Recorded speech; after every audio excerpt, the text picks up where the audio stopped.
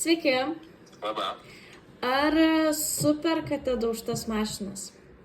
Taip, superkame. Tai turėčiau Citroen 20 metų C3 daužtų priekio.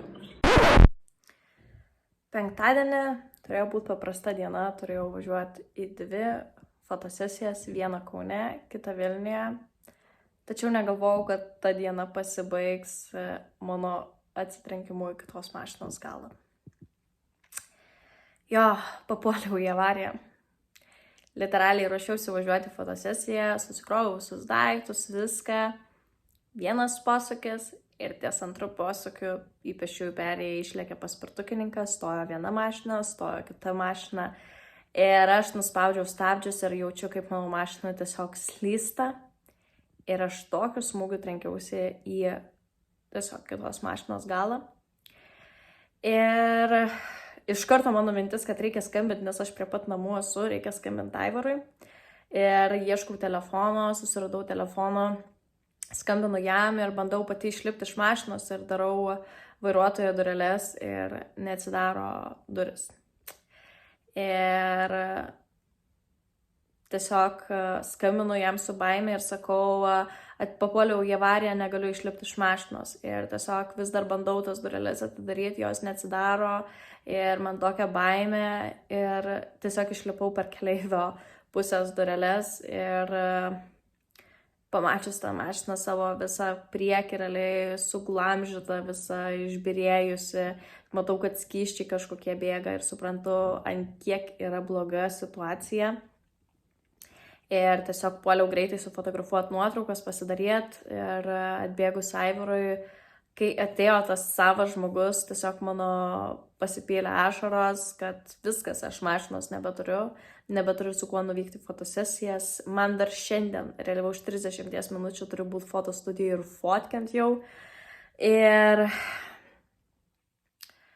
Ir aš tiesiog jau pasipylė mano ašaros ir sakom, traukiam mašinas, sakom, susitinkam pas mus kieme tiesiog ir tuomet viską užsipildysim. Ir kai tik Aivaras įlipo į mašiną pats važiuot, aš atsisėdau keleivio vietą ir mano taip pasipylė ašaros, aš taip pradėjau verkti. Ne dėl to, kad tiesiog aš praradau pinigus, praradau mašiną, bet tiesiog praradau realiai tas keliones, nes realiai ta mašina mano buvo darbo dalis, aš visą laiką važiuodavau su ją į fotosesijas, kiek kaimų, kiek tūkstančių kilometrų yra pravažiuota su ją, kiek visko su ją yra patirta.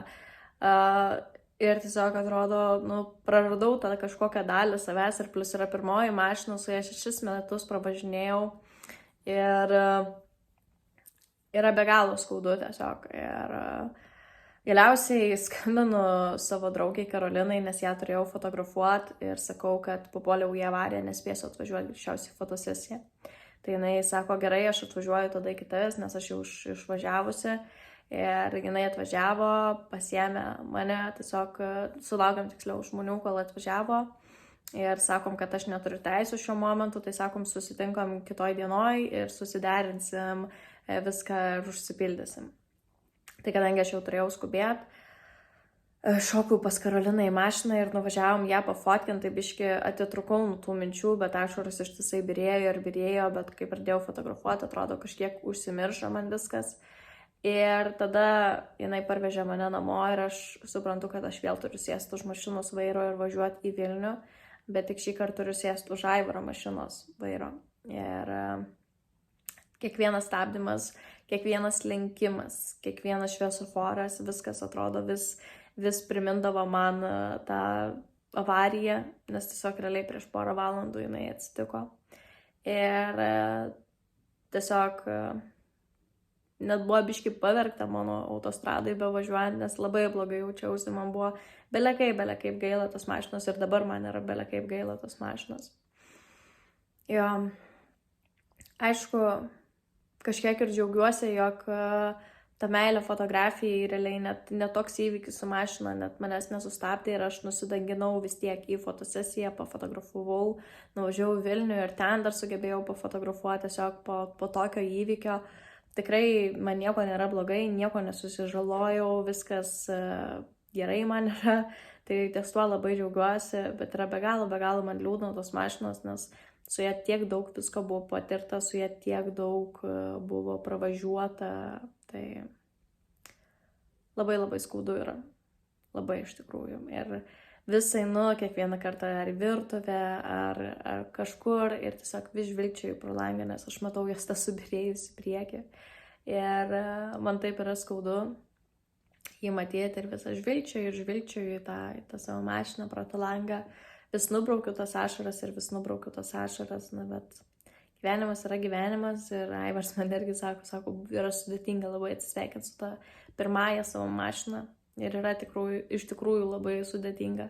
Galbūt jeigu nebūčiau tiek daug metų su ją pravažinėjus, gal būtų lengviau, nežinau, bet labai atrodo, aš ją įsimylėjus buvau galbūt ir netaip gerai prižiūrėjau, bet be galo aš ją buvau įsimylėjus ir man jinai labai patiko. Ir labai skaudu, kad tenka su ją atsisveikinti.